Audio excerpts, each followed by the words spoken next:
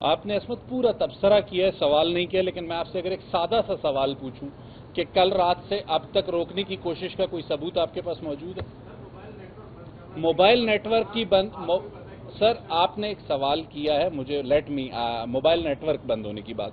Mobile network इसलिए बंद किया गया, ये आपके भी इल्म में है कि क्वेटा में एक सीरियस थ्रेट गुज़िश्ता एक हफ्ते से मौजूद था।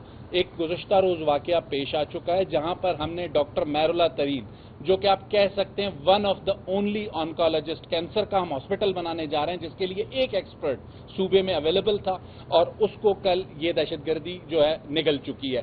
कल इस हॉस्पिटल को चलाने के लिए आप ह्यूमन रिसोर्स कहां से लाएंगे? Being a chief executive of this province, एक इलेक्टेड चीफ मिनिस्टर के सबसे बड़ा फोरम उनके पास बलूचिस्तान सूबाई असेंबली का था। गुज़िश्ता एक साल से जितने भी वाक़यात, चाहे वो दहशतगर्दी के हों या उसके अलावा गवर्नेंस के इशूज़ हों, उसके लिए 3 इंपॉर्टेंट सेशंस बलूचिस्तान की प्रोविंशियल असेंबली में किए गए, जिनके लिए तमाम अरकान असेंबली को, जिनमें अपोजिशन गवर्नमेंट से शामिल थी, लॉ एंड ऑर्डर का जो एक इजलास था वो इन कैमरा था, चूंकि कुछ ऐसी असास मालूमात थी जिन्हें इस वक्त मीडिया के सामने नहीं लाया जा सकता था। तमाम अरकान असेंबली को एतमाद में लिया गया और सूबे की तारीख में पहली बार हुआ। जैसे शुइब ने जिक्र किया कि गवर्नेंस का बहरान, मौजूदा सूबाई हुकूमत इस बात को एडमिट करती है कि बलूचिस्तान में जो इशूज हैं उसमें गवर्नेंस का बहरान बहुत बड़ा है। इसी के लिए हेल्थ और एजुकेशन के हवाले से भी सेशंस बलूचिस्तान सूबाई असेंबली में रखे गए और उनमें मीडिया को बुलाया गया, हकायक और वे फॉरवर्ड उनके सामने रखे गए। हालिया जो दहशतगर्दी के वाकयात है उसमें सूबाई हुकूमत बहुत वाज़ेह है कि हमें डिफ्रेंशिएट करना होगा कि दहशतगर्द कौन है और कौन नहीं है, और सूबाई हुकूमत, मौजूदा जो सूबाई हुकूमत है, कम से कम वज़ीर आला बलूचिस्तान सरफराज बुगटी की सरबराही में, वो एंटी टेररिज्म और काउंटर इंसर्जेंसी के मामले पे किसी किस्म की कंफ्यूजन का शिकार नहीं है। बहुत वाज़ेह मौक़िफ़ वज़ीर आला ने लिया है। इन वाकयात के बाद जिन जिन फोरम्स पर जो इलेक्टेड रिप्रेजेंटेटिव हैं, कुछ ऐसे रिप्रेजेंटेटिव्स जो इलेक्टेड नहीं हैं, उन सबको हमेशा डायलॉग की दावत दी। नेशनल सिक्योरिटी कमेटी की मीटिंग में और उससे कबल एक मरतबा मियां शहबाज शरीफ ने तमाम पॉलिटिकल लीडरशिप को दावत दी। बलूचिस्तान सूबाई असेंबली में मौजूद तमाम लोगों को वज़ीर आला बलूचिस्तान ने दावत दी। अब अगर कोई सियासी कुव्वत उसका बाइकॉट करती है तो हमारे पास कोई दूसरा ऐसा ऑप्शन नहीं है कि हम उन्हें डायलॉग के लिए लेकर आएं। इस वक्त इस प्रेस कॉन्फ्रेंस का मकसद वाज़ेह है कि जितने भी लोगों को शनाख्त के नाम पे कत्ल किया जा रहा है, बलूचिस्तान की सूबाई हुकूमत यह समझती है कि वो पंजाबी या किसी और कौमियत से ताल्लुक नहीं रखते। जिस भी मासूम शहरी को, चाहे वो मुसाफिर की सूरत में हो, चाहे वो किसी इदारे के सिक्योरिटी एहलकार की सूरत में हो, वो एक शहरी का कत्ल है और उस शहरी के कत्ल के खिलाफ जो भी कार्रवाई सूबाई हुकूमत को करनी हुई की जाएगी। कोई सवाल आप लोगों का इस सवाल है?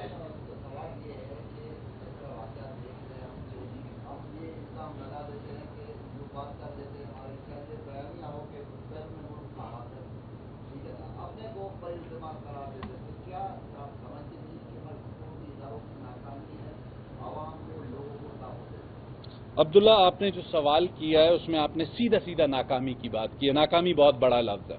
एक चीज़ याद रखिए कि जितने भी वाकयात होते हैं, एक वाकया होता है आपके सामने आता है, लेकिन 10 में से 7 ऐसे वाकयात होते हैं जिन्हें यही सिक्योरिटी इदारे नाकाम बनाते हैं। और जिस इल्ज़ाम की आपने बात की, सफिशिएंट एविडेंस प्रोविंशियल गवर्नमेंट के पास, फेडरल गवर्नमेंट के पास मौजूद हैं। मिनिस्ट्री ऑफ फॉरेन अफेयर्स के लेवल पे प्राइम मिनिस्टर गिलानी एक मरतबा शर्म शेख में इसको हिंदुस्तान की हुकूमत के सामने रख चुके हैं। इसके अलावा अक़वाम मुत्तहिदा के फोरम पे और जिन जिन फोरम्स पे ज़रूरत है उन तमाम सफिशिएंट एविडेंसेस को रखा गया है। उसके अलावा अगर फिर भी किसी को सबूत की ज़रूरत है तो कुलभूषण यादव की गिरफ्तारी से बड़ा कोई और सबूत आपको क्या दरकार है?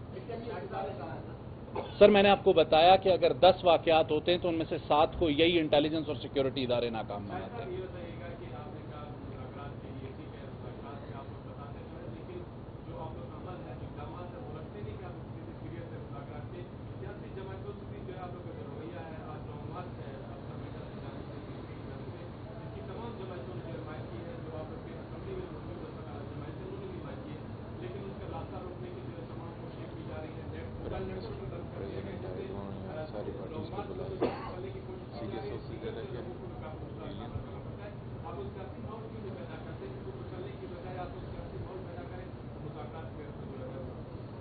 आपने असमत पूरा तबसरा किया है, सवाल नहीं किया, लेकिन मैं आपसे अगर एक सादा सा सवाल पूछूं कि कल रात से अब तक रोकने की कोशिश का कोई सबूत आपके पास मौजूद है? मोबाइल नेटवर्क की سر آپ نے ایک سوال کیا ہے مجھے، موبائل نیٹ ورک بند ہونے کی بات. موبائل نیٹ ورک اس لیے بند کیا گیا، یہ آپ کے بھی علم میں ہے کہ کوئٹہ میں ایک سیریس تھریٹ گزشتہ ایک ہفتے سے موجود تھا. ایک گزشتہ روز واقعہ پیش آ چکا ہے جہاں پر ہم نے ڈاکٹر مہر اللہ ترین، جو کہ آپ کہہ سکتے ہیں one of the only oncologist, cancer کا ہم ہاسپٹل بنانے جا رہے ہیں جس کے لیے ایک ایکسپرٹ صوبے میں اویلیبل تھا، اور اس کو کل یہ دہشت گردی جو ہے نگل چکی ہے. کل اس ہاسپٹل کو چلانے کے لیے آپ ہیومن ریسورس کہاں سے لائیں گے؟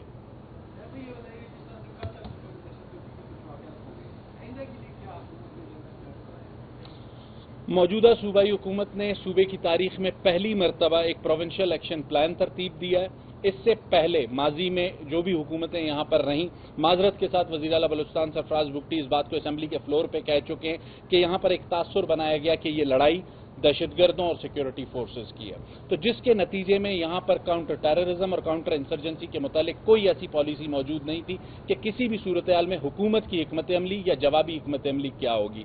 پہلی مرتبہ اسے بنایا گیا، اکتوبر سے اس پر امپلیمنٹیشن شروع کی گئی، اور لازمی سی بات ہے جس صوبے میں 2 دہائیوں تک ان تمام باتوں پہ کام نہ ہوا ہو، اب کام شروع ہوا ہو، تو چند ہفتوں یا مہینوں میں ہم سمجھیں 2 دہائیوں کے مسائل حل کر رہیں گے تو ممکن نہیں ہے.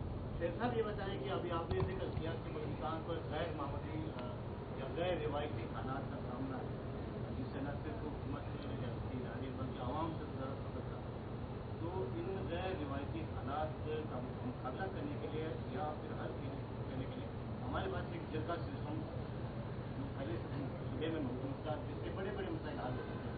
حکومت اس بات سے بہت نکلی کہ صوبے کے جو قبائلی جمع ہیں، سیاسی پارٹیاں ہیں، جرگہ طلب کریں یہاں پہ یہ معاملہ ہوتا ہے اور ایک متفقہ ایک قیامت طے کرے اس ٹائم کیا. دیکھیں یہ معاملہ میں سمجھتا ہوں اس وقت جرگے کے لیے اسمبلی سے بڑا فورم کوئی اور نہیں ہے.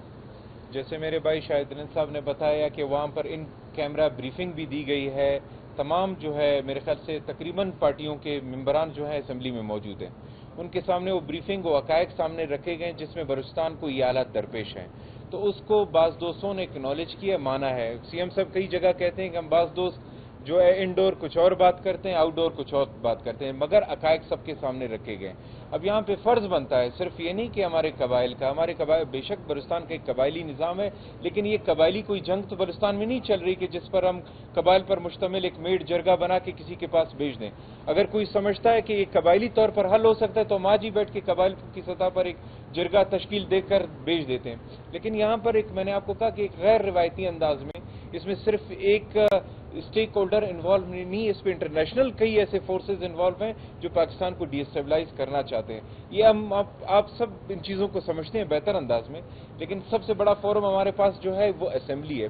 اس کے علاوہ پرائم منسٹر صاحب ہمارے یہاں پر آئے، تشریف لائے، ہمارے پریزیڈنٹ جو ہے یہاں پر تشریف لائے، اور انہوں نے کہا کہ انشاءاللہ عید کے بعد جو ہے اس بلوچستان کے جو دیگر معاملات ہیں، سیاسی معاملات ہیں، بلوچستان کے حقوق کے محرومیوں کے معاملات ہیں، ان کو حل کرنے کی کوشش کریں گے. اس حوالے سے وزیر اعظم صاحب نے وفاقی وزراء کا ایک وفد بھیجا جنہوں نے چیف منسٹر صاحب سے جو ہے ہماری صوبائی حکومت سے ملاقات کی اور ہمیں پوائنٹ ٹو پوائنٹ سنا بلوچستان کو کہ کون کون سے ایسے ایشوز ہیں اور معاملات ہیں بلوچستان کے جو حل کرنے ہیں، اور ان کے اوپر ایکشن بھی شروع کر دیا ٹائم لائن کے ساتھ. چونکہ ہمارے چیف منسٹر صاحب جو اس وقت ہر بات پر ایک ٹائم فریم مانگ رہے تھے کہ ہمارا یہ ایشو کس حد تک حل ہوگا. تو انشاءاللہ اسی طرح بات چیت سے بہتری آئے گی. اور بلوچستان میں ہم یہی بات بار بار کہتے ہیں کہ یہی بلوچستان کے اصل اسٹیک ہولڈرز وہ ہیں جو پارلیمانی سیاست کرتے ہیں with in constitutional frame work. Pakistan کی جو دائرے کے اندر رہتے ہوئے سیاست بات ان کے ساتھ آپ کر سکتے ہیں، وہ آپ کی بات سن سکتے ہیں.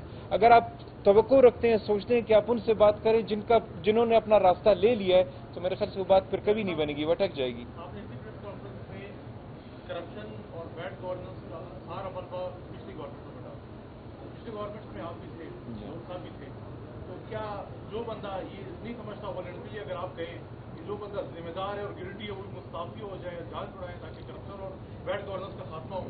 جی بالکل، اس میں کوئی دوسری رائے نہیں ہے کہ اس میں میں نے کہا کہ میں نے صرف پچھلی حکومت کا نہیں، میں نے کہا کئی حکومتوں کا اس میں ہاتھ رہا ہے.